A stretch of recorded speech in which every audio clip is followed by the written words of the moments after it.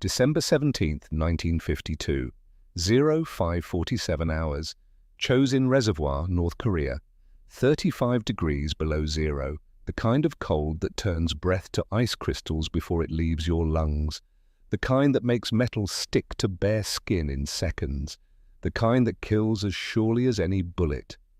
Brennan Calloway lies in a snow-covered crater, barely visible against the white landscape. 24 years old, 5'6", 103 pounds, down from 124 when she deployed 18 months ago. She's been in this position for 11 hours, hasn't moved except to breathe. Through her rifle scope, a scope that shouldn't exist, built from salvaged aircraft glass and sealed with rendered animal fat, she watches a cluster of Chinese officers 800 yards distant. They're gathered around a field table studying maps, making decisions that will kill American Marines if those decisions are allowed to be made. The scope is crude, improvised. Military optical engineers would declare it mechanically impossible. But it works. She's already proven that 307 times. The wind shifts, northwest, 12 miles per hour. She doesn't need instruments to know this. Grew up in Montana winters where reading wind meant the difference between eating and going hungry. Her finger rests on the trigger. Springfield Mem. 1903, A4. 30-06 round, chambered. At this range, she has to account for 28 inches of bullet drop. The wind will push the round another 6 inches right. She adjusts. Exhales slowly. The world narrows to the space between heartbeats. The senior officer, the one giving orders, the one the others defer to, lifts his binoculars to scan the American positions on the ridge. He's calm, confident, surrounded by 200 soldiers, machine gun nests, artillery support. What's one American sniper going to do against the entire People's Liberation Army? Brennan's crosshairs center on his forehead. She squeezes the trigger. The Springfield kicks against her shoulder. She's felt this recoil 307 times before. Each one a separate memory, each one a separate face. Through the scope, she watches the officer's head snap back. He drops like a puppet with cut strings. The radio operator beside him freezes, trying to understand what just happened, trying to process that his commander just died and he never heard the shot. Brennan has already worked the bolt. Smooth, mechanical, no wasted motion. Second exhale. Second squeeze. The radio operator falls. 308. 309. Before the remaining officers can locate her position, she's moving. Backward crawl through the snow. 30 yards to secondary hide. Low, fast, invisible. She reaches cover just as artillery shells begin impacting where she was. The Chinese think they're smart. They triangulated the muzzle flash, sent a 155mm response. But Brennan Calloway is already gone, like a ghost. That's what they call her. The Chinese and North Koreans. They have a name for her in Mandarin that translates roughly to the Pale Wraith. The Americans don't know this. Intelligence won't intercept those radio transmissions for another 3 weeks. But the enemy knows. They've been trying to kill her for 6 months. They will try again today. Artillery continues to pound her previous position. 100-pound shells turning snow and rock into a maelstrom of shrapnel and concussion. It's deafening. Brennan waits. When the barrage finally stops, she'll move to a third position. Set up again. Wait for new targets. The Chinese will expose themselves eventually. They always do. That's when she'll kill more of them. Maybe 3 today, maybe 6. Depends on how many mistakes they make. She's patient. She's been patient her entire life. That patience has killed 309 men. By the end of this war, it will define her, but first, she has to survive it. Brennan Calloway was born July 8, 1926, in Livingston, Montana. Population, 1,847. A railroad town in a valley so narrow the mountains block the sun by 4 in the afternoon every winter. If you didn't work for the Northern Pacific Railway, you either left town at 18 or you hunted. Brennan's father, Thomas Calloway, maintained steam locomotives. 60-hour weeks, hands permanently stained with grease and coal dust. Strong, silent type who believed actions spoke louder than words, and that complaining was for people who hadn't worked hard enough. Her mother, Catherine, taught 3rd grade at the elementary school, firm but fair. The kind of teacher who demanded excellence because she believed every child was capable of it. Middle class by Montana standards, not wealthy, not poor, just working people. Nothing about young Brennan suggested she would become a killer. She was quiet, studious. The kind of girl who preferred books to dances. She loved history, ancient civilizations, the rise and fall of empires. She'd spend hours in the town's small library reading about Alexander the Great, Julius Caesar, Napoleon. Men who changed the world through force of will. She never thought she'd join them. Spring 1940, Brennan was 13, about to turn 14. One Saturday afternoon at Swenson's general store, she heard voices from the back where men gathered to smoke and talk. Tommy Reichert was holding court, 15 years old, farm kid, broad shoulders from hauling hay bales, loud voice that carried. "Dropped a 6-point buck at 200 yards yesterday," Tommy bragged. "Clean shot. Old man said I'm ready to hunt alone next season." The other boys, all sons of ranchers and railroad workers, murmured appreciation. "Girls can't hunt, though," Tommy continued, louder now. "My sister tried once, couldn't even hold the rifle steady, cried when it kicked. That's just biology. Girls don't have the upper body strength, don't have the stomach for killing." Brennan was stacking canned goods nearby, pretending not to listen. Tommy noticed her. "Hey, Calloway, you ever shot a gun?" She looked at him, said nothing.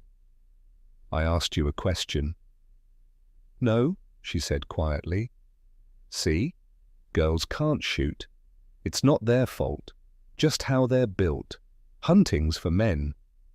Brennan finished her task, walked past Tommy without a word, but his words burned. Girls can't hunt. Girls don't have the strength. Girls don't have the stomach for killing. That night at dinner, she asked her father a question. "Dad, can you teach me to hunt?" Thomas Calloway looked up from his plate, studied his daughter. "Why?" "I want to learn." Learning to shoot's not about wanting, it's about necessity. You planning to put food on the table? Maybe, someday. Her father exchanged a glance with her mother. Catherine gave a small nod. "All right," Thomas said. "This Saturday, 5:30 a.m. Don't be late." Saturday morning, still dark, temperature 28 degrees and dropping. Thomas handed Brennan a Winchester Model 70, 30-06, same caliber she'd eventually use in Korea. "This rifle," he said, "will put a bullet exactly where you aim it. That means if you miss, it's your fault, not the gun's. Understand?" She understood. They hiked into the mountains, 3 miles. Elevation gain of 1,500 feet. Montana autumn. Cold seeping through her jacket. Her father showed her the basics. How to load, how to aim, how to breathe, how to squeeze, not pull, the trigger. "Hunting's not about being fast," he said. It's about being patient. Deer don't know you're there. Keep it that way. Wait for the right shot. Don't force it." She fired her first round at a paper target nailed to a dead pine tree, 100 yards. Missed completely. Her father said nothing, just handed her another round. She fired again, missed again. Her shoulder ached from the recoil. The rifle was heavy. Tommy Reichert's words echoed. "Girls don't have the strength." "What am I doing wrong?" she asked. Anticipating the recoil, flinching before the shot. "Control that." She fired a third time, hit the target. Not the bullseye, not even close, but she hit it. Her father nodded once. "Better." Over the next 4 years, Brennan hunted every weekend. Deer, elk. Sometimes just rabbits or squirrels when larger game was scarce. She learned patience, learned to sit motionless for hours in sub-zero cold, Learn to judge distance by eye within 25 yards. Learn to compensate for wind by watching how snow moved across open ground. Most importantly, she learned to not think about the kill. You line up the shot. You control your breathing. You squeeze the trigger. The animal drops. That's it. No emotion, no hesitation, just mechanics. By age 16, she could outshoot anyone in Livingston, including Tommy Reichert. September 1944. Brennan was 18, senior year at Park County High School. She'd become the best shot in town. Not that anyone paid much attention. Marksmanship wasn't a skill that impressed people, especially not for a girl. One afternoon, she was at the town shooting range, a 100-yard strip of land behind the hardware store, where local hunters sighted in their rifles. Tommy Reichert was there. 19 now, waiting for his draft number. Loud as ever, he was bragging to his friends about his shooting scores. Hit 9 out of 10 at 200 yards yesterday. Recruiter said that's better than most guys at basic. When I get to the Pacific, I'll rack up Jap kills like it's nothing. His friends nodded appreciatively, impressed.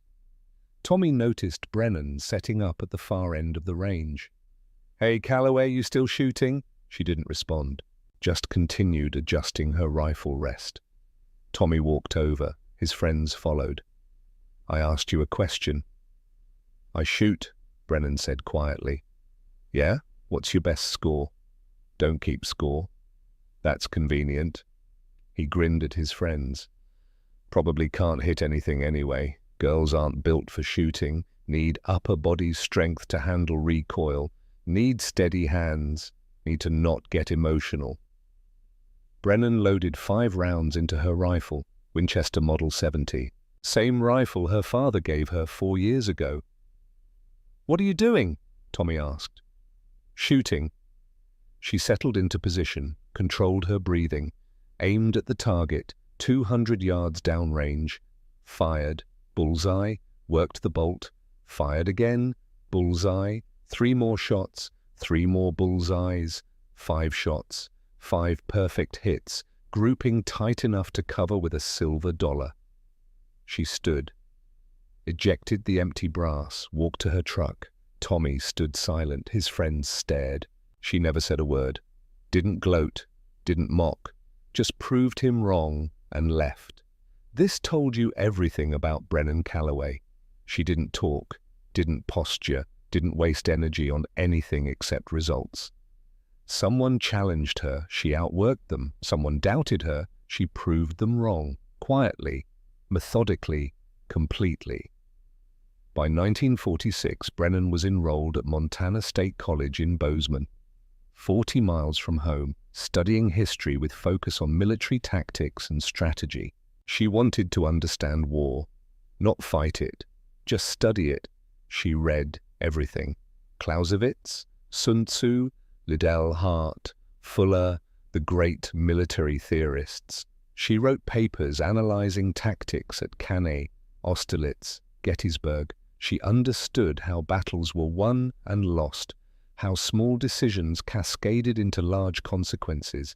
On weekends, she still hunted, still shot, but it was hobby now, not necessity. Her focus was academics. She wanted to be a professor, maybe write books, live a quiet intellectual life. She had no interest in killing people. Why would she? America wasn't at war. World War II had ended. Korea was some peninsula she couldn't find on a map. Her future was classrooms and libraries, not battlefields, not frozen mountains 8,000 miles from home, not 309 confirmed kills. Then the world caught fire, June 25th, 1950. 0400 hours Korean time. North Korean forces, 90,000 troops, 150 tanks, 500 artillery pieces, smashed across the 38th parallel into South Korea. The Korean People's Army moved like a tidal wave. Overwhelming, unstoppable. Within 3 days, they captured Seoul. Within 2 weeks, they'd driven South Korean and American forces into a small perimeter around Busan. The war that wasn't supposed to happen was happening. President Truman ordered full mobilization. every able-bodied man to report for duty, the entire nation thrown into another war just 5 years after the last one ended. Brennan was 23, fourth-year history student, 1 semester from graduation. She should have continued her studies, waited out the war. Women weren't being drafted, she was safe. But July 12, 1950, she received a telegram. Professor James Harlow, her mentor, her advisor, the man who'd encouraged her academic pursuits, had been reported killed in action. 8th Cavalry Regiment, last seen during ambush near Seoul. Body never recovered. He was 52 years old, World War II veteran, decorated, survived Normandy and the Bulge, came home, became a professor, taught for 8 years, then got called back to war, and died. Or so they said. Brennan stood in her dormitory room, holding the telegram, feeling something shift inside her. Professor Harlow had once told her, "History is written by those who show up. If you want the world to be different, you have to be willing to change it yourself." She'd thought he meant through teaching, through books. Now she understood he meant through action. She walked to the Army recruiting station in Bozeman that afternoon. The recruiting sergeant looked up from his desk. Young guy, 25 maybe, looked tired. "Help you, miss?" "I want to enlist." He blinked. "Enlist?" "Yes. Miss, we're not taking women for combat roles. If you want to serve, you can join the nurse course, or, I'm not a nurse. Then you can work in administration, clerical, communications, support roles." "I want to fight." The sergeant rubbed his face. "That's not possible. Women don't serve in combat positions." "Why?" "Because that's policy." "Is policy more important than winning?" "Excuse me?" "We're losing in Korea," Brennan said. Her voice was calm, matter of fact. "The 8th Army is retreating. Marines are outnumbered 10 to 1. We need every soldier who can fight. I can fight. Miss, I appreciate your enthusiasm, but I can outshoot anyone in this building. Test me." The sergeant stared at her. "You serious?" "Test me." He stood, walked to the door, called to another soldier. "Corporal Dixon, get a rifle. We're going to the range." 10 minutes later, Brennan stood at a firing line with 6 male recruits, all of them being tested for marksmanship qualification. The sergeant set up targets at 300 yards, 5 shots each. Whoever groups tightest qualifies as expert marksman. The recruits fired. Scores ranged from 3 hits to 5 hits. Groupings varied from 8 inches to 14 inches. Brennan fired last. 5 shots, 5 hits, grouping 4 inches. The sergeant examined the target, looked at Brennan, back at the target. "This is 300 yards. "Yes, sir." "In combat, you'll be shooting at 5, 6, maybe 700 yards. "I can make those shots." "How do you know?" "Because I've been making them since I was 14. The sergeant pulled out a pack of cigarettes, lit one, smoked it slowly while staring at the target. Finally, "I can't enlist you for infantry. That's against regulations, but I can forward your file to Division Intelligence. They have specialized roles. If they're interested, they'll contact you." 3 weeks later, Brennan received orders to report to Fort Benning, Georgia. She was going to war. August 1950. Fort Benning. Brennan arrived, expecting basic training. Obstacle courses, drill sergeants, the standard military indoctrination. Instead, she was escorted to an unmarked building on the edge of the base. Inside a conference room, one person waiting, Lieutenant Colonel Sarah Mitchell, 41 years old, intelligence officer, hard eyes, no-nonsense demeanor. "Miss Calloway, sit." Brennan sat. Mitchell opened a folder. "Your recruitment file says you requested combat duty, that you claim expert marksmanship capability. Sergeant Davis's report supports this. 300-yard grouping under 4 inches. Impressive." "Thank you, Ma'am." "Don't thank me yet. I need to understand what I'm dealing with. You're a college student, history major, no military background. Why do you want to fight?" My professor was reported killed in Korea. And you want revenge? No, Mom, I want to be useful. Mitchell studied her. The Army doesn't officially allow women in combat roles. However, we have programs, classified programs, where women serve as intelligence operatives, advisors, and in certain specialized capacities. These roles require absolute secrecy, no recognition, no glory. If you die, your death will be classified. Your family will be told you died in a training accident. Are you willing to accept that? Yes, Mom. Why? Because Professor Harlow taught me that some things are worth doing, even if no one knows you did them. Mitchell almost smiled, almost. We're exploring the viability of female snipers. The Soviets used them extensively in World War II. Over 2,000 women, some extremely effective. Lyudmila Pavlichenko alone killed 309 Germans. We want to determine if American women could fulfill similar roles. I can fulfill that role. Confidence is different from capability. Test me, Mitchell stood. Let's go to the range. They drove to an isolated training area. No other soldiers, just Mitchell, Brennan, and a range master. 600 yards, Mitchell said. Five targets. You have 10 shots. Wind is gusting at 15 miles per hour. Temperature is 94 degrees. High humidity. All factors affect ballistics. If you can hit 3 targets, I'll consider further training. If you can't, you'll be reassigned to clerical work. Brennan accepted the rifle. M1903, A4 Springfield.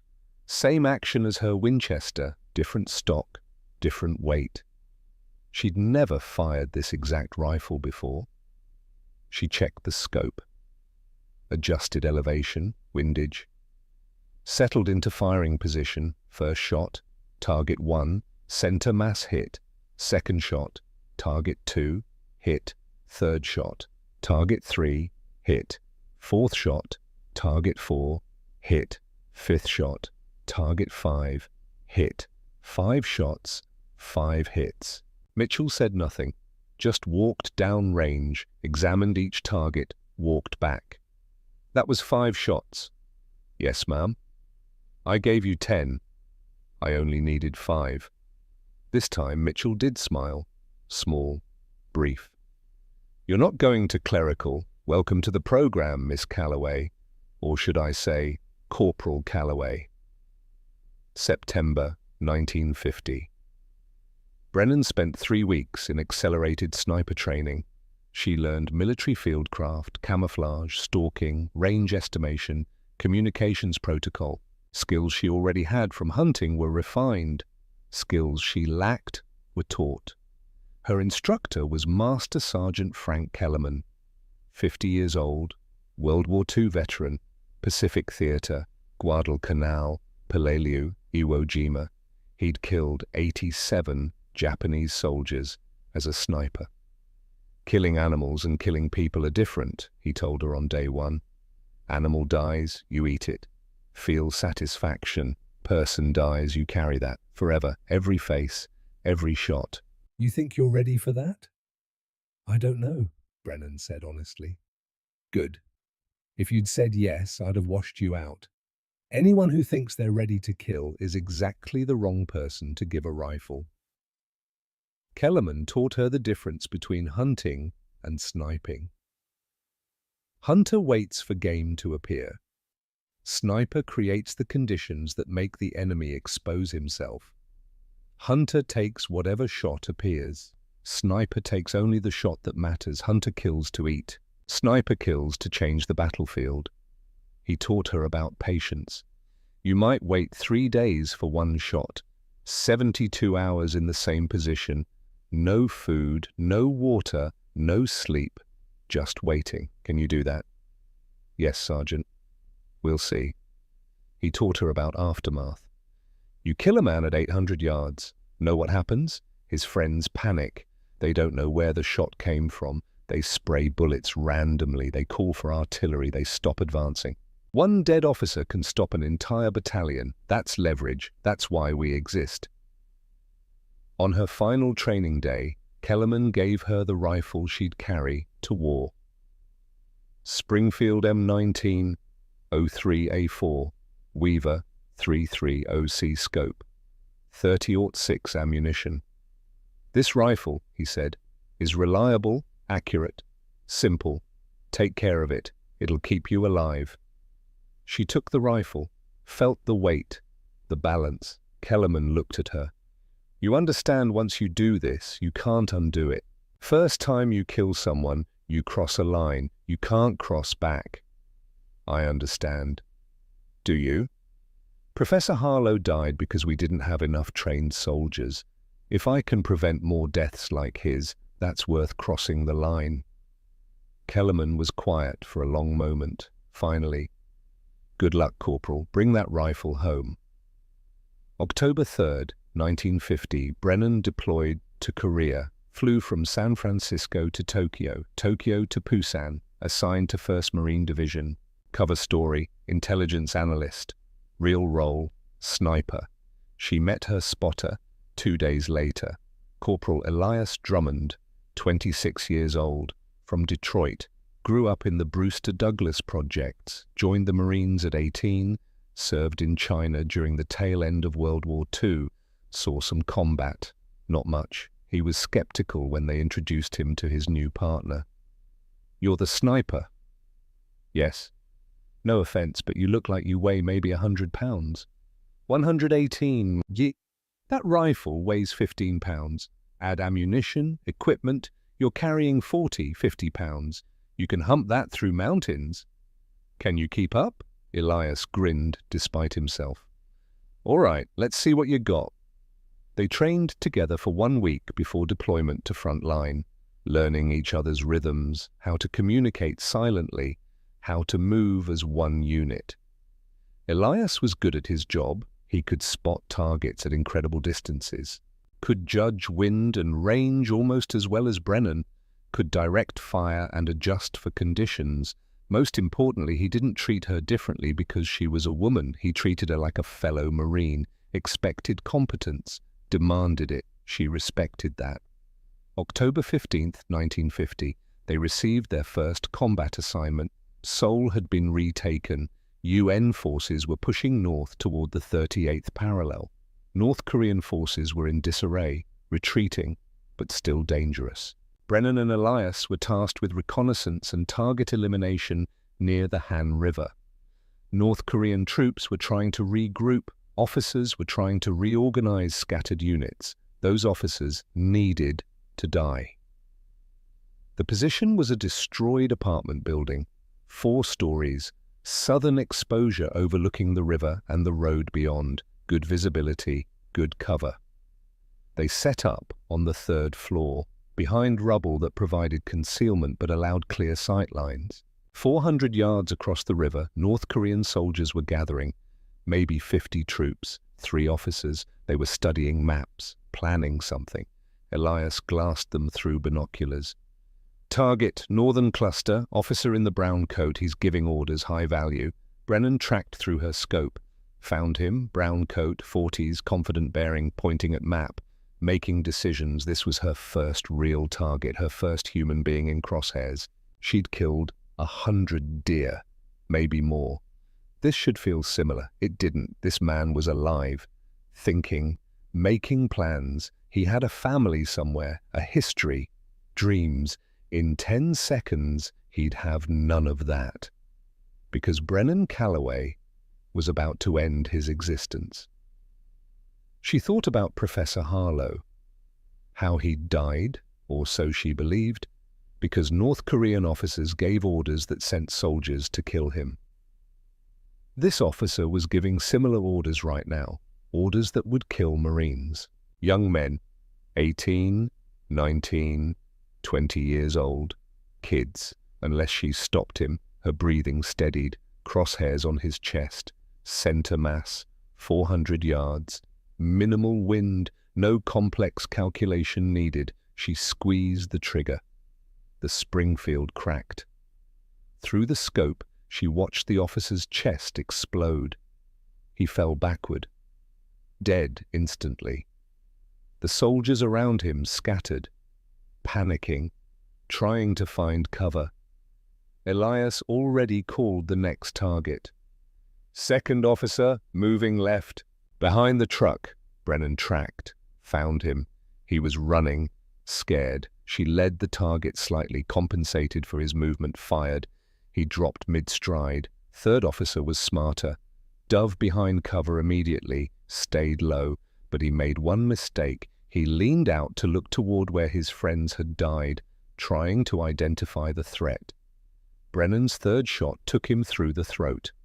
3 officers, 3 shots, 3 kills, less than 30 seconds. Elias stared at her. You okay? Yes. That was your first time? Yes. Most people freeze up. Most people hesitate. You didn't. They were going to kill Marines. That's how you're thinking about it? Tactically? Is there another way? Elias studied her face, looking for something. Emotion, shock, guilt. He found nothing. No, he said quietly. I guess there isn't. They relocated immediately. Standard procedure. Never shoot from the same position twice. By sunset, Brennan had 7 confirmed kills, 7 North Korean soldiers who would never threaten another Marine. That night, Elias asked her how she felt. Tired, she said. That's it? Just tired? What else should I feel? I don't know, most people feel something. Brennan was quiet for a moment, then, I feel useful. Elias nodded slowly. Yeah, that makes sense. What he didn't say, what he thought but didn't voice, was that he'd just witnessed something unsettling. Most snipers struggled with their first kill, took time to process, to accept what they'd done. Brennan Calloway processed nothing. She'd killed 3 men like she was shooting targets at a range back in Montana. No hesitation, no emotional response, just cold, mechanical precision. Either she was the perfect soldier, born for this role, or she was something else entirely, something that didn't feel killing the way normal people did. Elias didn't know which. Time would tell. By the end of her first week in combat, Brennan had 20 confirmed kills. By the end of her first month, she had 36. The commanders noticed. Lieutenant Colonel Mitchell flew to Korea personally to meet with her. Your numbers are exceptional, Mitchell said. Better than any male sniper in theater. I need to understand how you're achieving this. I wait for the right shot, then I take it. It's that simple? Yes, ma'am. Mitchell looked at her carefully. Some of the psychological officers are concerned. They say most snipers show signs of stress by this point. Nightmares, hesitation, guilt. You're showing none of that. Should I be? I'm asking you. Brennan considered this. The men I kill are trying to kill Marines. If I don't shoot them, they'll shoot first. That's not a moral dilemma, that's mathematics. War isn't mathematics. Isn't it? We win by killing more of them than they kill of us. I'm contributing to that equation. Mitchell was quiet for a long time. Finally, continue as you are, but Corporal, remember that you're human. These aren't just targets, they're people. I know that, ma'am. Do you? Brennan didn't answer. Mitchell left without another word. That night, alone in her tent, Brennan thought about the question. Did she know the enemy were people? Yes. Of course she did. Did it matter? She wasn't sure. What she knew was this: Professor Harlow was dead because someone shot him. If she could prevent more Professor Harlows from dying, she would, even if it meant killing 300 men, 300 lives to save thousands. That math made sense. Everything else was just noise. November 1950, Chinese forces entered the war. 250,000 troops pouring across the Yalu River. They struck with overwhelming force, surrounded UN troops, cut off supply lines. The war transformed from victory march to desperate survival. Brennan and Elias were ordered north to support Marines at Chosin Reservoir. That's where the real war would begin. That's where Brennan Calloway would become the ghost of Chosin. That's where 309 men would die by her hand.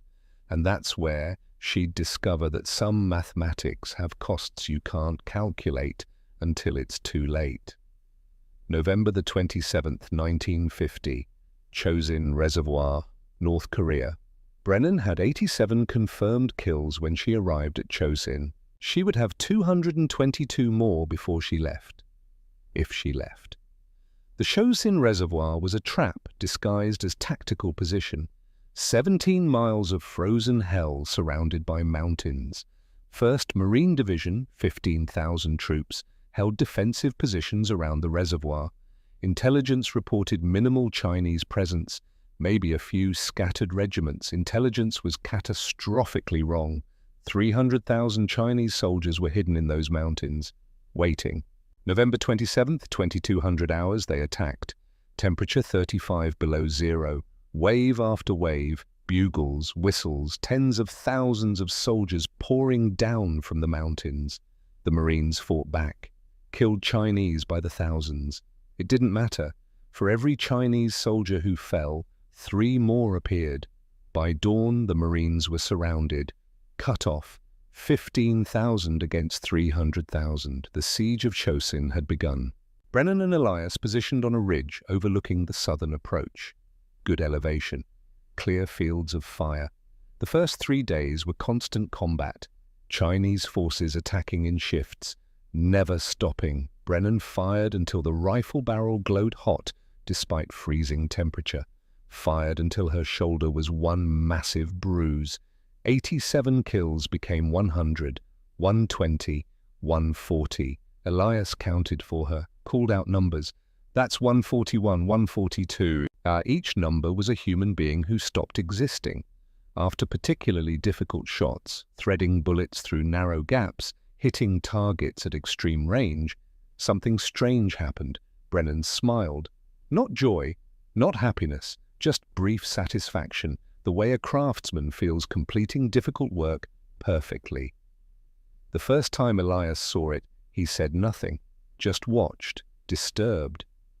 The second time, he couldn't stay quiet. You smiled. Did I? You just killed someone and smiled.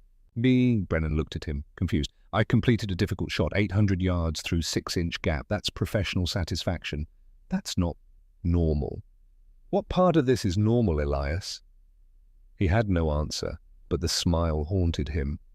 Because it meant she was good at this, that some part of her, buried deep, took pride in the skill. Not the killing, the skill. That distinction troubled him more than he wanted to admit. December 1st, morning. Temperature minus 38 degrees. Brennan looked through her scope to acquire a target. Chinese officer 600 yards distant. She centered crosshairs. Squeezed trigger. Nothing happened. The firing pin had frozen. Oil in the action congealed.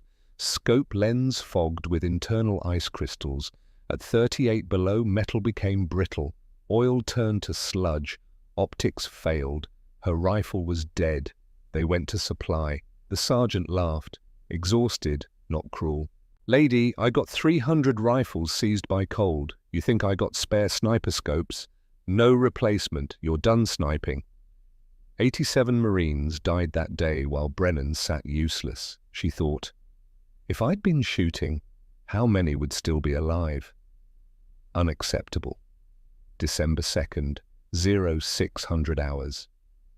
Brennan walked the perimeter looking for anything usable, found it half buried in snow. F-4U Corsair, Navy fighter bomber, shot down 3 days ago, destroyed, but the canopy glass was mostly intact. She spent 2 hours cutting sections with her trench knife. Triple-layered laminated glass, optically clear, 2 pieces, different curvatures, held at different distances, magnification. She needed mounting, spent shell casings, brass from 30-06 rounds, cut to length, nested inside each other, telescoping tube, between sections, rubber gaskets from destroyed gas mask, absorb recoil, final assembly, parachute cord wrapped tight, 6 hours of work, hands bleeding from sharp metal. Finally, a scope, crude, improvised, impossible, but when she looked through it, she could see clearly at 600 yards. Elias stared. That's mechanically unsound. The lenses will shift with every shot. Test it. She mounted the scope, aimed at destroyed vehicle 800 yards distant, fired, hit 2 inches from marker, adjusted, fired again, dead center. Elias whispered, "Jesus Christ. I need to seal it, keep moisture out." She heated animal fat from rations until liquefied, applied to seams, waterproofing, December 3rd, 0800 hours, back in position, Chinese officer 700 yards distant. One shot, he dropped. Her homemade scope held 0, kill number 144. And she smiled, small, brief, satisfaction of impossible achievement. Elias saw it, said nothing, but wrote in his journal that night. She built a scope from trash and smiled when it worked, not because she could kill again, because she solved the problem. She's the best soldier I've ever seen, and that terrifies me. December 8th, 1950.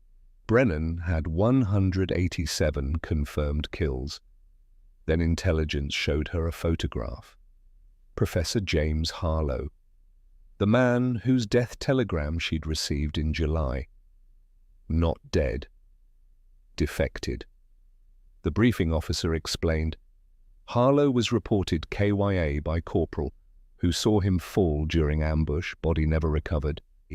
Never.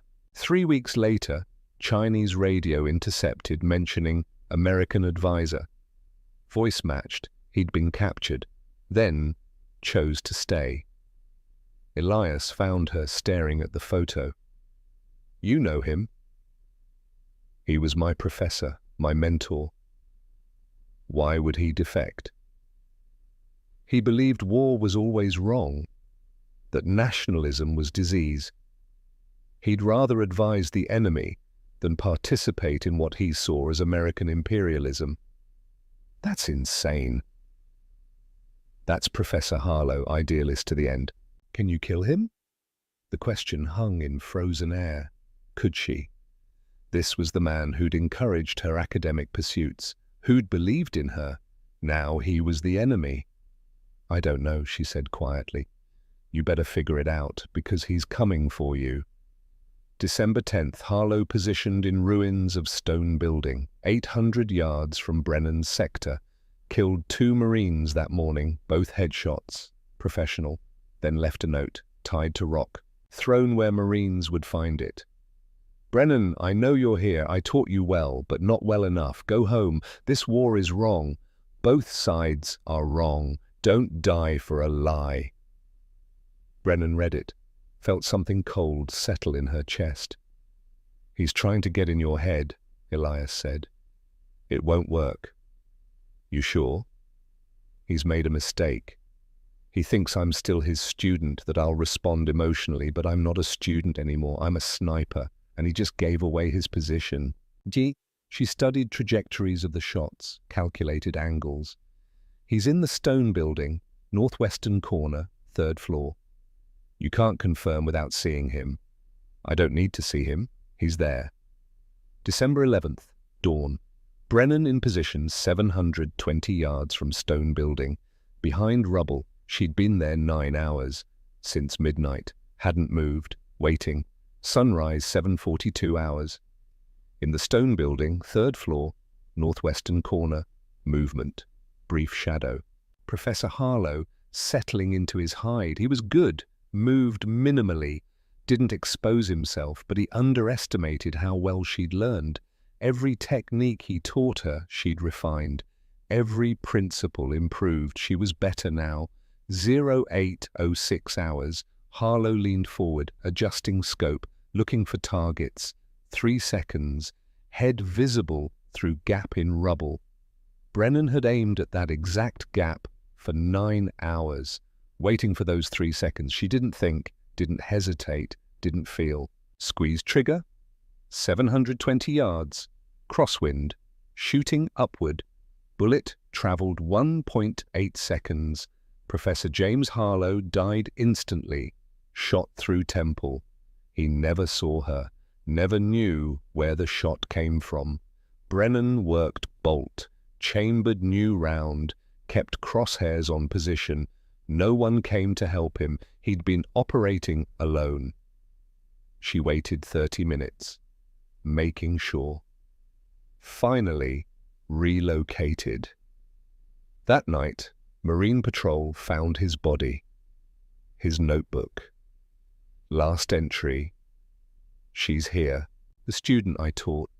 I wonder if she learned enough. I wonder if she'll have courage to pull trigger when it's someone she knows. I hope she doesn't. But if she stays, one of us will die. Probably me. She was always better at follow-through. They gave notebook to Brennan. She read it once, burned it. Kill count, 187. She didn't think about who that kill was. Couldn't afford to. December 13th. Intelligence intercepted new communications. Chinese deploying another counter-sniper. But this one was different. A woman.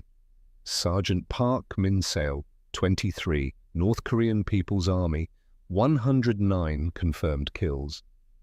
The first female sniper duel in military history was about to begin. Brennan studied intelligence photos. Park was young, determined, peasant background, fighting for what she believed was liberation. She's good, Elias said. Took out South Korean sniper team last month, both shooters, clean. How does she operate? Patient, like you. Doesn't take unnecessary shots, relocates constantly. So I'm fighting myself, essentially. For 3 days they hunted each other. Day 1, Park took position in destroyed warehouse, killed Marine machine gunner at 600 yards, vanished before anyone could locate her. Brennan searched, never found her. Day 2, Park left message, tied to rock, written in English, Sister Sniper, we fight same war, different sides, both pawns of men who stay safe. Go home, don't die for their lies. Elias read it. She's messing with your head. No, she means it, she believes it. Does that change anything? She'll still kill Marines if I don't stop her. Day 3. Brennan located Park's pattern. She favored positions with multiple exits, always left escape routes. Smart, but predictable once you understood. Brennan set up covering all 3 exits, waited 1,400 hours. Park appeared, moving between positions. Exposed, 4 seconds. Clear shot. Center mass, 500 yards, easy. Through scope, Brennan could see her clearly. Young, carrying her rifle, moving carefully, a soldier doing her duty, just like Brennan. Park was fighting for what she believed was right, for her country, for liberation. She wasn't evil, just on wrong side of line drawn by politicians. Brennan thought about Professor Harlow's words. Everyone is the hero of their own story. Park Min-seo was hero of her story, and Brennan was about to end it. Her finger rested on the trigger. Started to squeeze, then stopped. Lowered rifle. Elias whispered urgently, "What are you doing? Take the shot." "No. She'll kill Marines." "Maybe, but not today. Today, she gets to live." Park disappeared into building. Safe. Alive.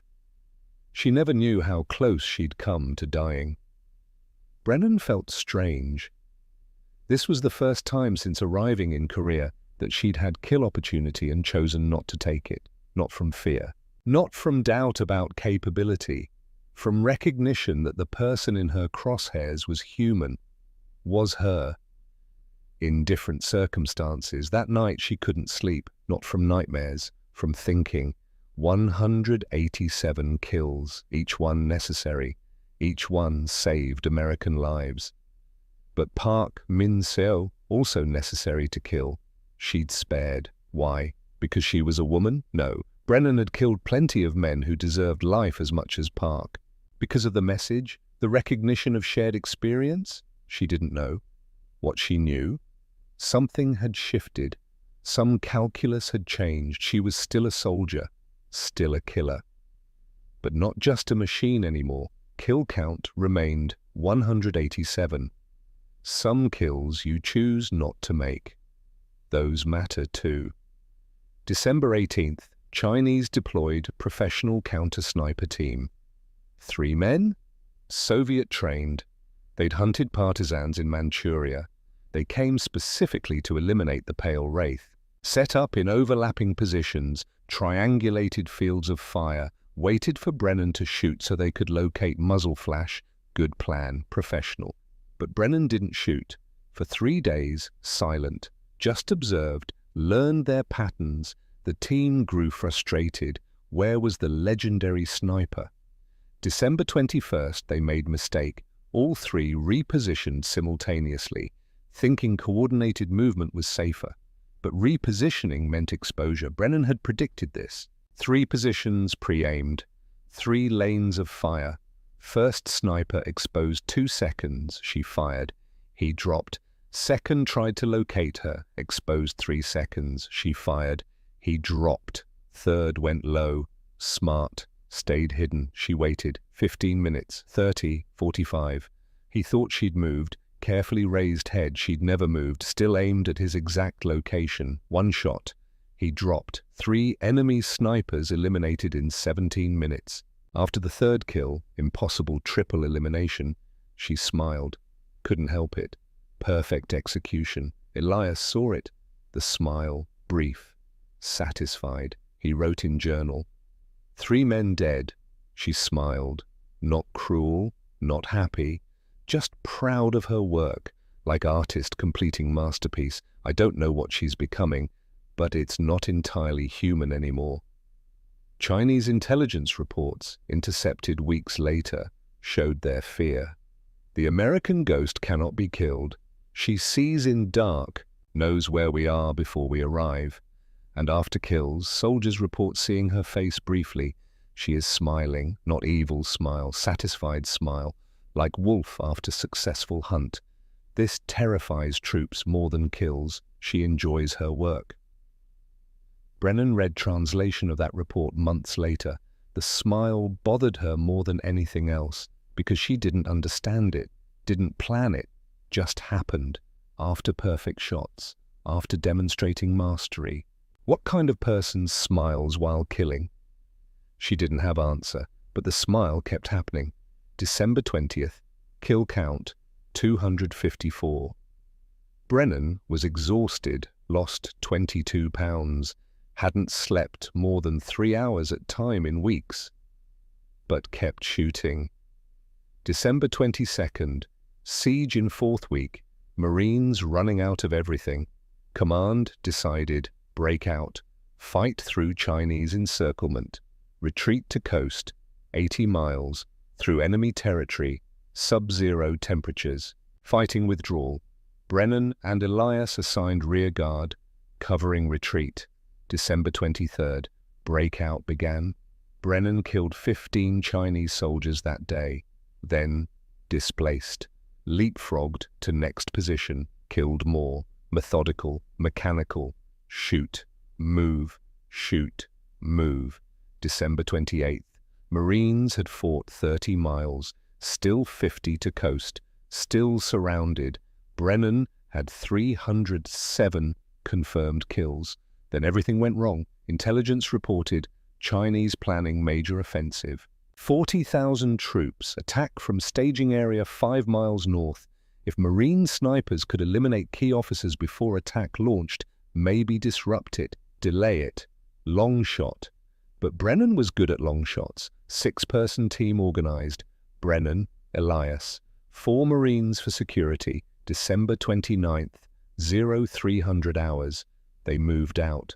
3 hours moving through darkness, through enemy territory, silent, slow, reached position, ridgeline overlooking valley, perfect view of Chinese staging area.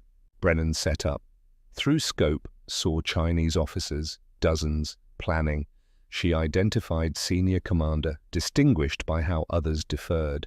Range 823 yards, wind gusting, difficult but manageable. She aimed, breathed, waited for wind to settle, then heard it. Gunfire behind her. The security team was engaged. Enemy forces. Someone had leaked their position. Ambush. 4 Marine security guards died in first 10 seconds. Elias grabbed Brennan. "We need to go!" They ran, but Elias was hit. Leg went down. Brennan dragged him behind cover, barely enough. Chinese soldiers advancing. 20, maybe more. She had her rifle, not enough firepower. "Leave me," Elias said. "Get ill, get out." "No. I'm dead anyway." Shut up." She looked through scope. Rapid target acquisition. Started shooting. Fast. Working bolt as quick as possible. 5 Chinese down in 15 seconds. Others went to ground, confused. Brennan used confusion. Grabbed Elias. Started dragging. He was heavy. She was exhausted, but pulled him. 30 yards. 50. More gunfire. Something hit her ribs. Left side. Knocked wind out. Shrapnel. Rock fragments. Kept moving. Made it to ravine. Cover. Temporary safety. She checked Elias. Leg wound bad. Arterial. Blood everywhere. She tried to stop bleeding. Field dressing. Pressure. Not enough. Elias looked at her. Face pale. Shock. "Tell my mother," he started. "Tell her yourself." "Brennan, listen, I'm not making it. You need to hear this. You're best soldier I ever met. Best sniper. Best Marine. But you're not machine. Remember that. You're human. What you did here, it matters. You saved thousands. Don't forget that when nightmares come. Elias, promise me. Promise you'll remember you're human. I promise." He smiled, small, sad. "You're terrible liar." Then he died. Brennan sat there, holding his body in ravine in North Korea, surrounded by enemies, covered in blood. For first time since war began, she cried. Not from fear, not from pain, from loss. Elias Drummond was only person in this war who'd treated her like person instead of weapon. Now, he was gone. She sat 10 minutes, just holding him. Then heard voices. Chinese soldiers searching. She couldn't stay. Left Elias's body. Took his dog tags. Started moving. 3 miles back to Marine lines. At night. Through enemy territory. Wounded. Alone. 6 hours. She made it. Reported to command. Told them about ambush. About deaths. Someone leaked our position. Someone told Chinese exactly where we'd be. Intelligence investigated. 48 hours later found the leak. Captain Garrett Huxley, supply officer, selling information to Chinese for gold. Small things at first, then bigger. Patrol routes, sniper positions, ambush coordinates. He'd sold Brennan's team for $3,000 in gold. 4 Marines dead, Elias dead, because of greed. They arrested Huxley on January 2nd. Brennan asked permission to be present at interrogation. Denied, but she saw him once, in stockade, under guard. Their eyes met through bars. She said nothing, just stared. He looked away first. January 8th, Garrett Huxley was found dead in cell, strangled, belt around neck. Investigation ruled suicide. But everyone knew. Stockade guard reported. Late that night, he'd stepped away briefly. Bathroom, 3 minutes. When he returned, Huxley was dead. No one else had access, except, guards whispered, someone had bribed him, paid him to look away, someone who wanted Huxley dead. They never found who. Brennan was in medical tent that night, witnesses confirmed. But money had changed hands. Justice had been served. Marine justice, not court-martial justice. The kind that happens when betrayal kills brothers. No one investigated too hard. No one wanted to. January 15th, 1951. Marines broke out of Chosin. Reached coast. Evacuated. Of 15,000 trapped, 13,000 made it, 2,000 didn't. Brennan was among survivors, 307 confirmed kills. But war wasn't done with her yet.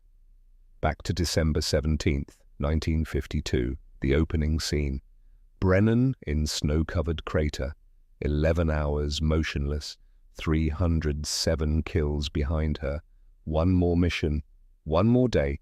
Chinese commander stood clear, 800 yards, protected by 200 soldiers. Brennan smiled, small, brief, the smile that terrified Chinese troops. The smile she didn't understand but couldn't stop. She fired. Kill number 308. Radio operator tried to run. She fired again. Kill number 309. Then artillery came. Chinese forces triangulated muzzle flash. Bracketed position. 155mm shells. High explosive, 20 rounds, 30 seconds. Ground erupted. World became noise and fire. Brennan tried to move, tried to escape. Concussion wave hit her, threw her backward, slammed into collapsed bunker. Everything went black. When she woke, buried. Tons of frozen earth and snow on top, pressing down, crushing. This is how it ends, she thought. Not shot, not captured, suffocated under weight of her own war. Tried to move, couldn't, trapped. Tried to breathe, barely any air. Panic, first real fear since arriving Korea.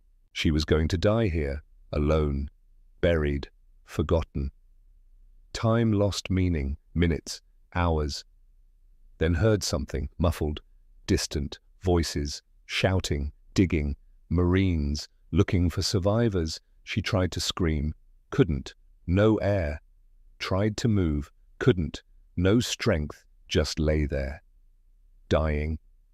Then light, sudden, blinding, hands pulling her, dragging her from snow, from grave.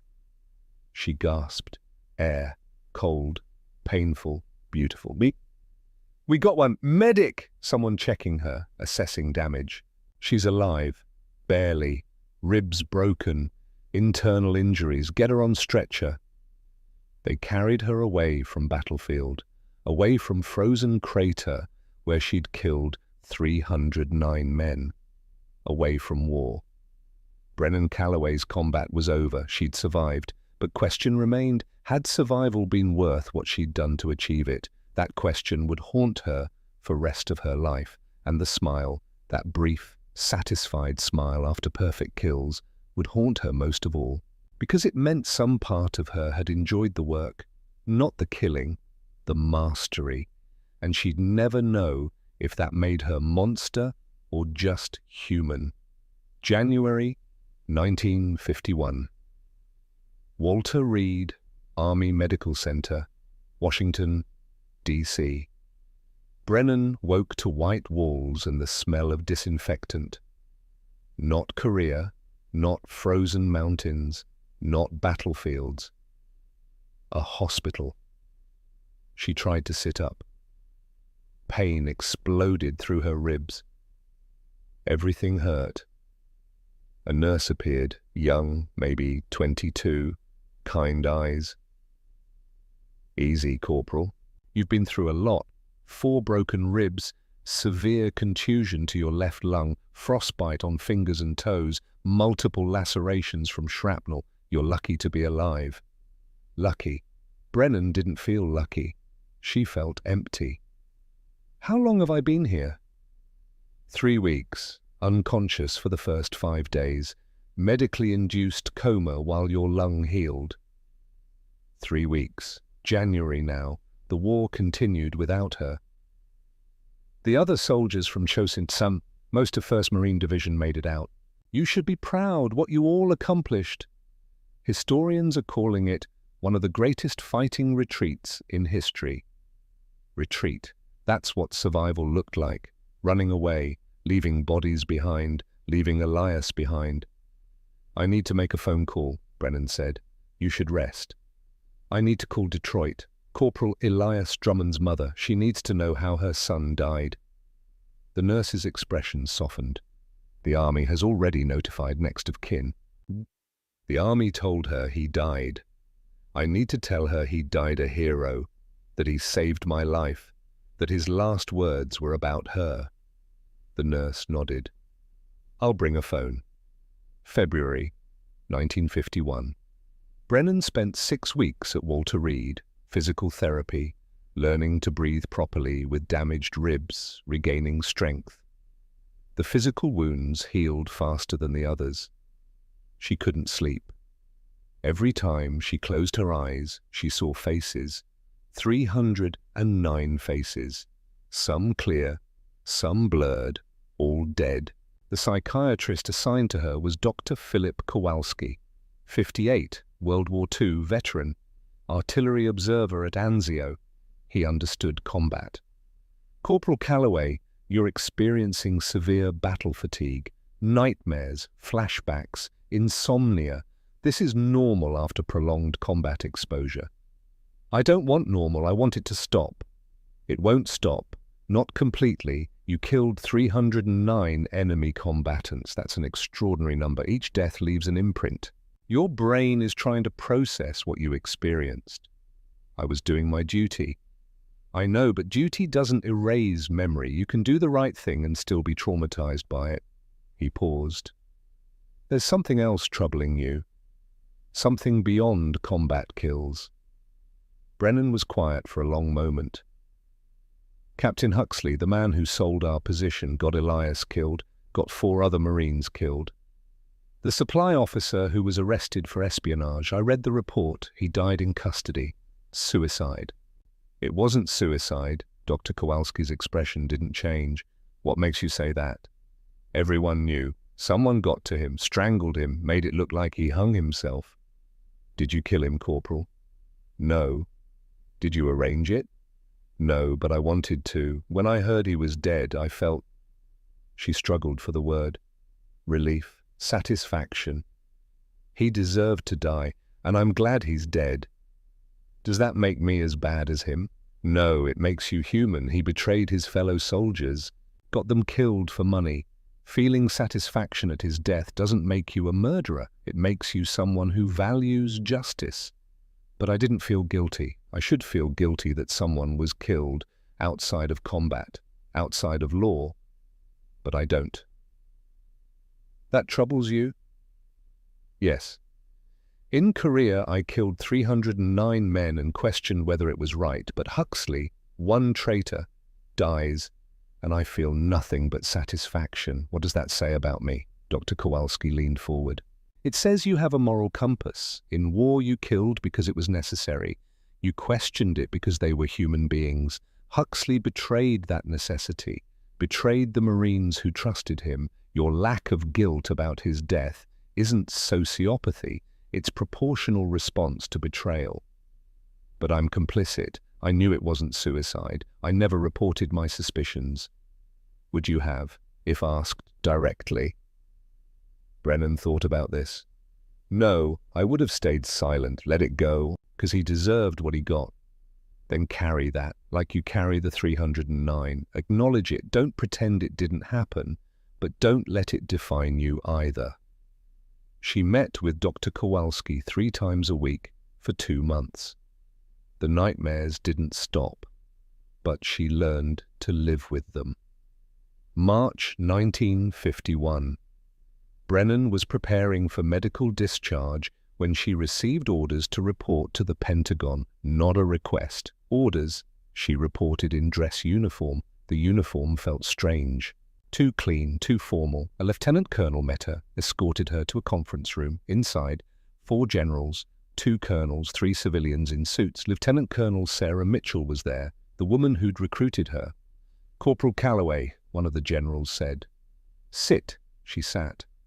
Your service record is extraordinary. 309 confirmed enemy kills, highest individual count in Korea, possibly the highest in American military history. Yes, sir? The Pentagon believes your story could be valuable for morale, for recruitment. We'd like to declassify portions of your service and present you to the American people as... No, sir. Silence. The general blinked. Excuse me? I said no, sir, respectfully. You understand this isn't a request. You can't order me to do this, sir. I'm being medically discharged. I'll be a civilian in 2 weeks. Another general spoke, older, more stars. Miss Calloway, your country needs you. Not on the battlefield, on the home front. Americans need to see what one determined soldier can accomplish. They need heroes. I'm not a hero, sir. I'm just someone who survived. You killed 309 enemy combatants. I know, sir. I remember everyone. Then you should be proud. Brennan looked at him, really looked at him. This general who'd probably never pulled a trigger in combat. Sir, with respect, I'm not proud. I did my duty. I followed orders. I saved American lives, but I killed 309 human beings. Sons, brothers, fathers. They were following orders too. I don't regret what I did, but I won't celebrate it. And I won't be turned into propaganda. The room was silent. Finally, the oldest general spoke. What if the president asks you personally? Then I'll tell the president the same thing I'm telling you. I did my job. Now let me go home. Mitchell caught her in the hallway afterward. That took courage. Saying no to 4 generals. It took honesty. They want me to lie, to pretend war is glorious. It's not. No, it's not. Mitchell studied her. What will you do now? Go back to Montana, finish my degree, maybe become a professor. Like Professor Harlow wanted you to be. Brennan flinched. Yes, ma'am. He made his choice. You made yours. Don't carry his death differently than the others. But he is different. He was an enemy combatant, just like the 308 before him. You did your duty. Brennan nodded, but she didn't believe it. Professor Harlow would always be different. 2 days before her discharge, she received a call from the White House. President Harry Truman wanted to meet with her. April the 15th, 1951, Oval Office. President Truman stood when she entered, gestured to a chair. Corporal Calloway, thank you for coming. Mr. President, I've read your file. What you accomplished in Korea is remarkable. 309 confirmed kills. You personally saved countless American lives. I was doing my job, sir. Yes, but your job was extraordinary. I want to award you the Medal of Honor. Brennan was quiet for a long moment. Mr. President, I appreciate the honor, but I have to decline. Truman raised an eyebrow. Decline? Yes, sir, the Medal of Honor should go to people who gave their lives, who sacrificed everything. I survived. Corporal Elias Drummond didn't. He died saving me. He deserves recognition, not me. We can honor both of you. No, sir. If you want to honor me, give his family the medal. Tell them their son was a hero. Tell them he mattered. Truman studied her. This young woman who'd killed 309 enemy soldiers, who'd survived hell, who was refusing America's highest military honor. You're an unusual person, Miss Calloway. I'm just tired, sir. I have another request. Not an order, a request. The war in Korea is going poorly. Chinese forces are pushing us back. American morale is low. The United Nations is debating intervention. I need someone to go to Europe, to address the UN, to explain what we're fighting for. You want me to be propaganda. I want you to tell the truth about what you saw, what you experienced. Let the world understand what's happening in Korea. And if the truth doesn't support your position, then you tell the truth anyway. I'm not asking you to lie. I'm asking you to share your experience. Can you do that? Brennan thought about Elias, about Professor Harlow, about 309 faces. Yes, sir. I can do that. Good. You'll leave next week. Mr. President, I need to be clear about something. I'll tell the truth. But the truth is complicated. War isn't simple. Right and wrong aren't always clear. I know that, Miss Calloway. I dropped atomic bombs on Japan. I understand moral complexity. Tell your truth. That's all I ask. April 1951. United Nations Headquarters, New York City. Brennan stood in the delegates' lounge before her address. uncomfortable in a new dress uniform, surrounded by diplomats and press. A reporter from the New York Times approached. "Corporal Calloway, David Preston Times. Can I ask you a few questions?" "Yes." "You're the first American woman to address the General Assembly about combat operations. How does that feel?" "I'd rather be back in Montana." Preston smiled. Thought she was joking. She wasn't. "Tell me about Korea. What's it like fighting there?" "Cold, brutal.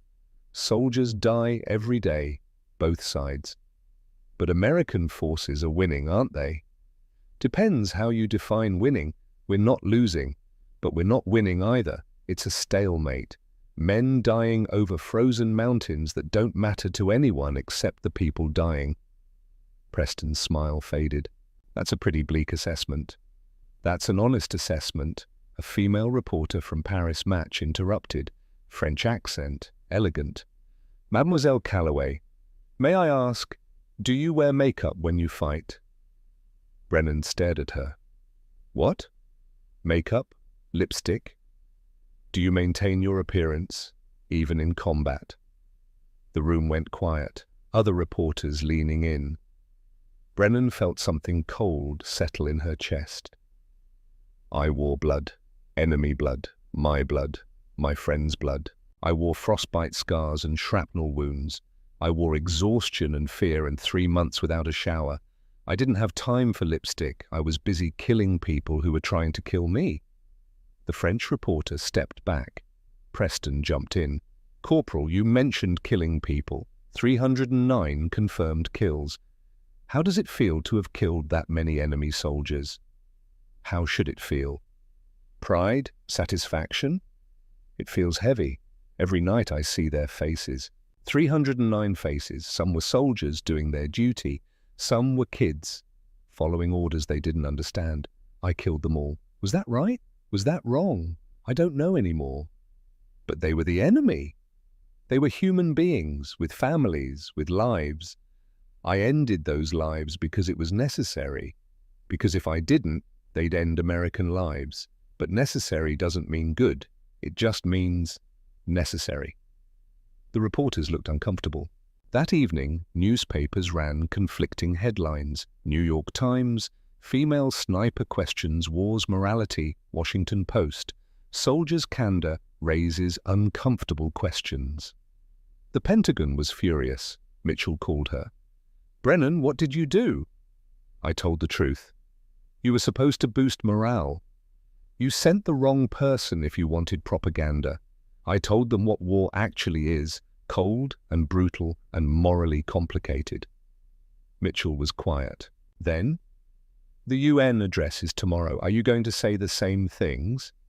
"I'm going to tell the truth. That's what President Truman asked me to do." "Good. Then do it.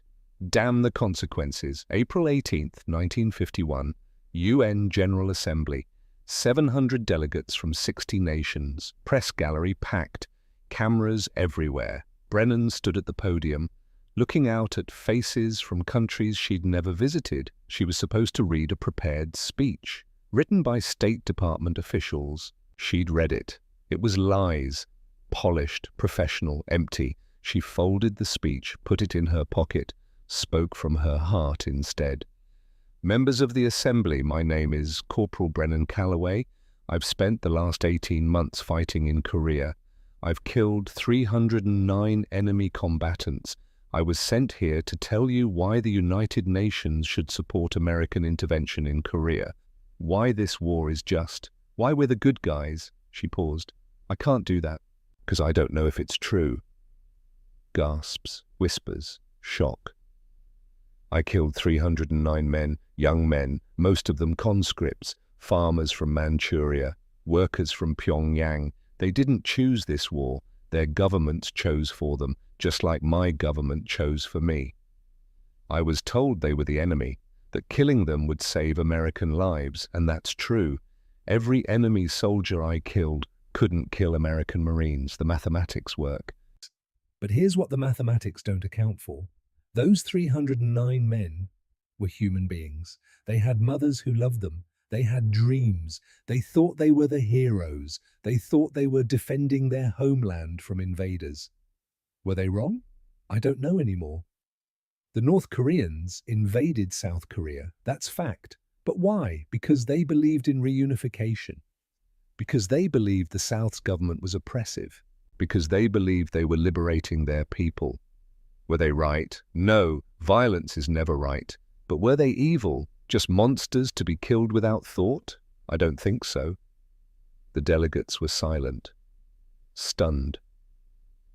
I stand before you today, not as an advocate for war, but as someone who's seen what war actually costs. 309 families will never see their sons again because of me. Because I was good at my job, because I followed orders. Should I be proud of that? The Pentagon thinks so. They wanted me to stand here and tell you war is glorious, that American soldiers are unstoppable. But war isn't glorious. It's young men freezing to death in mountains. It's watching your friends die. It's killing people and carrying their faces forever. I don't know if American intervention in Korea is right or wrong. What I know is that 309 men are dead, and I'm the one who killed them. If you want to support this war, know what you're supporting. You're supporting more death, more families destroyed, more young men broken by what they're forced to do. If that's acceptable to you, if that's worth the political goals being pursued, then send your soldiers, send your weapons, send your support. But don't pretend it's heroic. Don't pretend it's glorious. It's just killing, efficient, necessary, brutal, honest killing. That's my truth. That's what I came here to say. She stepped away from the podium. The assembly erupted. Brennan walked out. Didn't look back. May 1951. Brennan returned to Montana. No parade, no recognition, no ceremony. Just a 24-year-old woman trying to figure out how to live after killing 309 people. She re-enrolled at Montana State College, finished her history degree in 1953, then continued to graduate school, doctorate program. Focus on military ethics and the morality of warfare. Her dissertation, The Moral Weight of Necessary Evil, Combat Killing and Post-War Conscience. She interviewed hundreds of veterans, World War II, Korea, asked them about killing, about aftermath. Most didn't want to talk. A few did.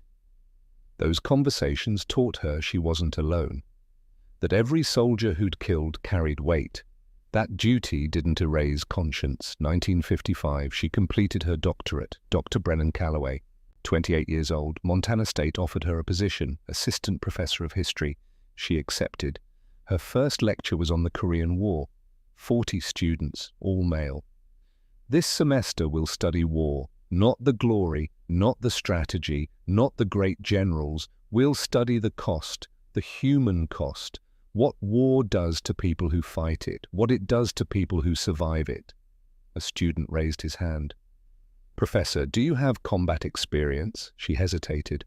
Most of her service record remained classified. Yes, I served in Korea. As what? As someone who did things I'm still trying to understand. Over 30 years, she built a reputation, not as the ghost of Chosin, as Dr. Calloway, the professor who taught military ethics, who challenged students to think deeply about war's morality. 1973, a former student visited her office. Professor, I've been drafted. Vietnam, I'm scared.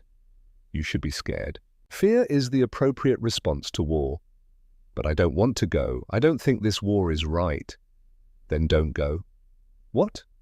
If you believe this war is wrong, don't participate. Go to Canada. Accept the consequences, but don't fight in a war you don't believe in. You'll carry that forever. Easy for you to say. Brennan looked at him. This young man, 19. I was there. Different war. Same questions. I fought, I killed, I did my duty, and I've questioned it every day since. If I could go back, knowing what I know now, would I still fight? I don't know. But I know this. Don't let anyone else make that decision for you. You decide, and you live with your decision. The student went to Canada. Brennan never heard from him again, but she thought about him often. 1979. The Pentagon declassified portions of Korean War operations, including Brennan's service record. Suddenly, after 28 years of silence, her story became public. The press descended on Livingston, Montana. Brennan refused all interviews until one persistent reporter from the Washington Post camped outside her house for 3 days. Finally, she agreed to talk once. The interview ran as a 5,000-word feature. Title: The Sniper Who Regrets. Excerpt: When asked how she feels about her 309 confirmed kills, Dr. Calloway doesn't hesitate. I feel the weight of it. Every day, every night. I see their faces. Not all of them, but enough. I did what I believed was necessary. I saved American lives. But I took human lives. Both things are true, and I'll carry both truths until I die. The article made her famous, briefly, but Brennan didn't change. Still taught, still lived quietly. 1982. She met Dr. Robert Kavanagh, professor of philosophy, widower, World War II veteran, infantry, Europe. He understood things civilians never would. They became friends, then more. They married in 1984. Small ceremony, family only. Robert knew her history, never asked her to talk about it unless she wanted to. Most days she didn't. Some days she did. Those days they'd sit together, and she'd talk about Elias, about Professor Harlow, about the cold, about the killing. Robert would listen. Wouldn't judge, just listened. That was enough. 1990. The Gulf War started. Brennan wrote an op-ed for the New York Times. A veteran's plea: count the cost before counting on war.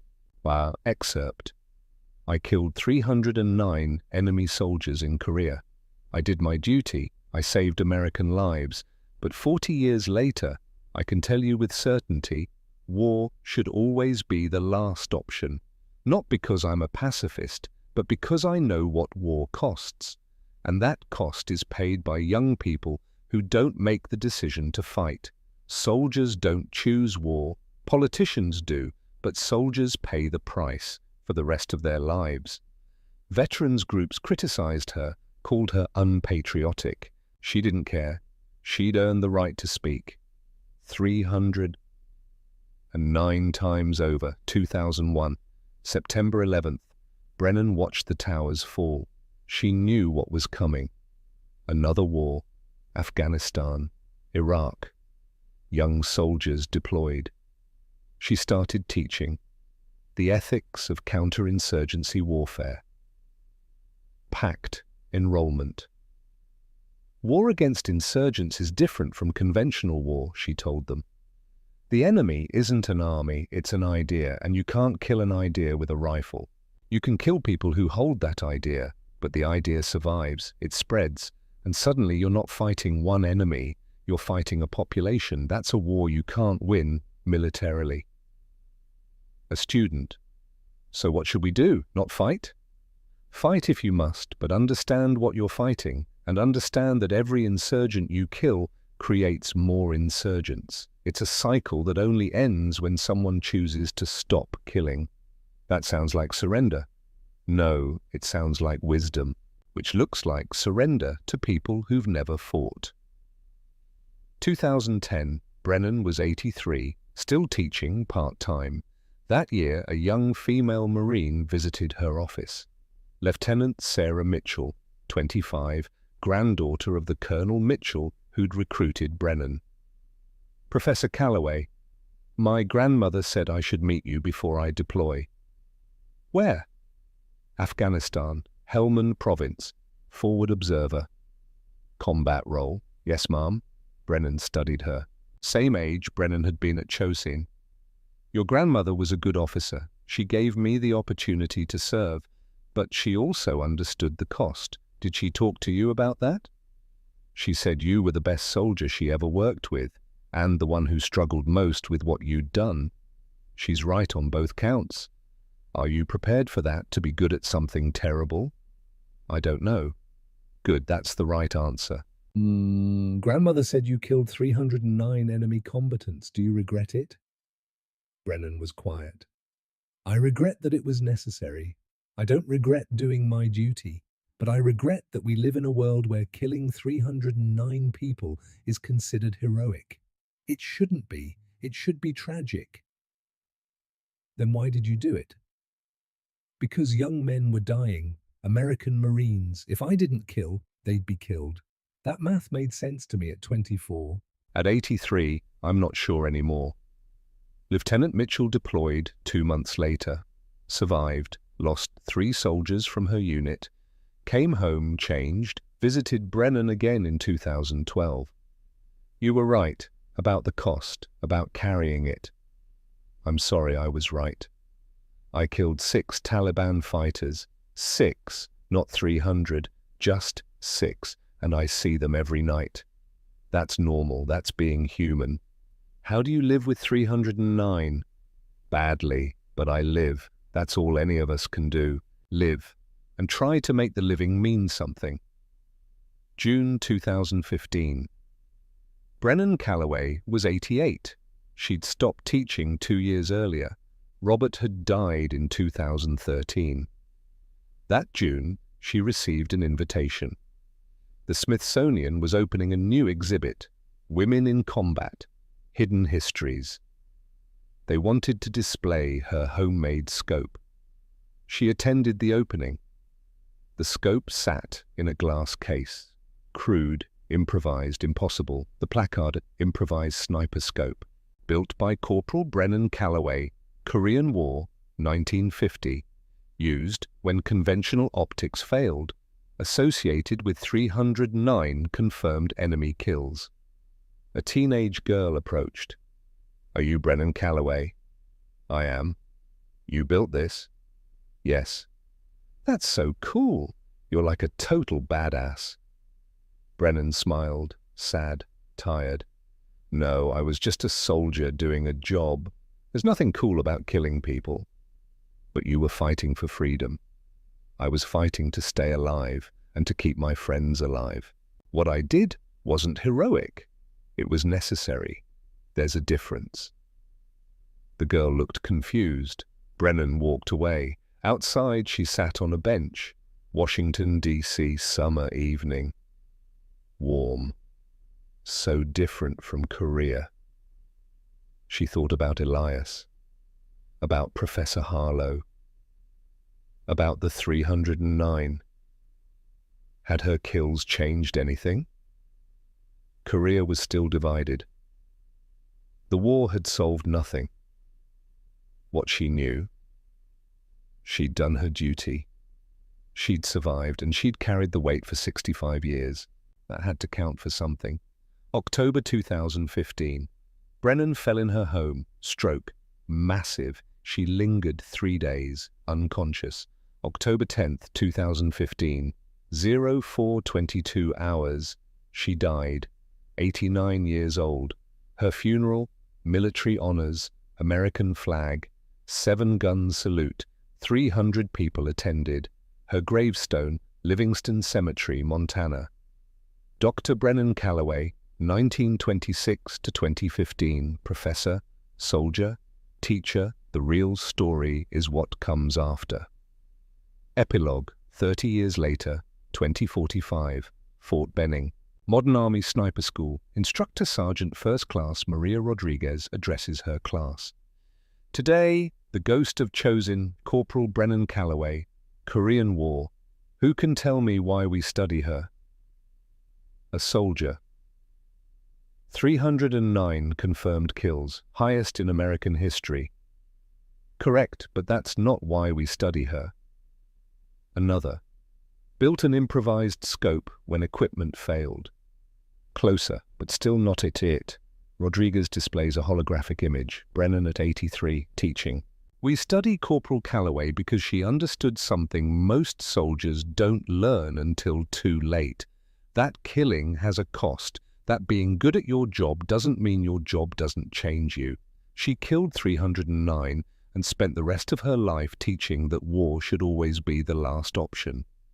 She's not a hero because she killed. She's a hero because she carried the weight with honesty and humility, never glorified it, never celebrated it, just acknowledged it and tried to make the world less likely to create more soldiers like her.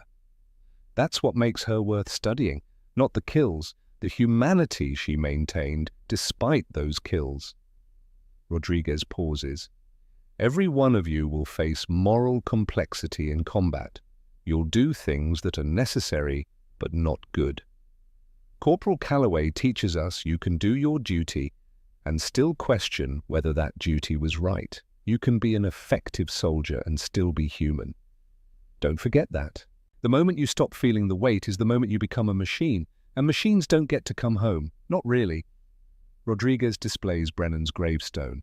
The real story is what comes after. Remember that. Your war will end, and then you have to live with what you did in it. Make sure you can. 2045. Smithsonian Museum. A young girl, 12, stands before the scope, her grandmother beside her.